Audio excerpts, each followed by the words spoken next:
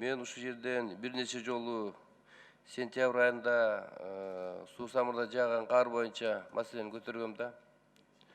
4,5 мың гектар кар астында калган боюнча. Алмазбек Акунбекович, сизге ушу айтылган элдерден келген 1,5 мың элден келген арыздарды бергем. Менин атыма келген, андан тышкары премьер-министрдин атына келди. Эмгиче бир дагы туңгуюктуу жооп жок. Келген жооптордун баары тең отпискада, чындап айтканда. Эми элдер айласы кеткенден бизге жазып атат. Мен премьер-министрге жибердим. Алар губернаторго, акимиятка, министрлерге барып, эч кандай жооп жок үчүн жазып атат.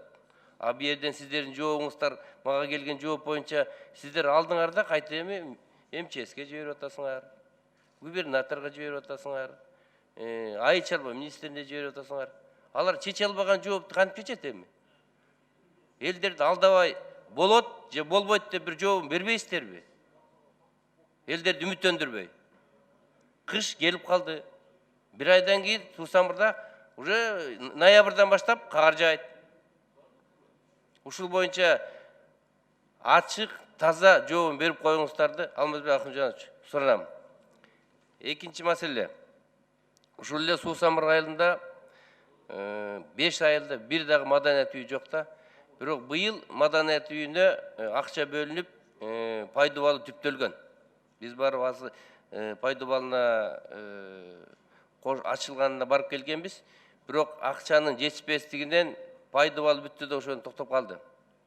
Бул курулуш эми көп жылдык курулушка кетет да. Ушун үчүн болгону 35 миллион акча экен айыргеч. Көп деле акча эмес, 100 эмес, 200 миллион эмес. Ушу бир маданият үйүн суу самырга куруп бүткөнгө ушу акча каражатын таап туруп бюджеттен бөлүп бериңер суранам. Элдин суранычы. Элдер чогулуш өткөзгөндө чогулуш өткөзө турган жери жок. Бир мектептин бурчуна барып туруп ушул жерден чогулуш өткөзсөт. Эми өзүңүздөр ойлоп көрүңүздөр. 5 айылда бир маданият үй жок, бул эмне деген шумдук? А суу самыр өрүнүн климатын жакшы билесиздер.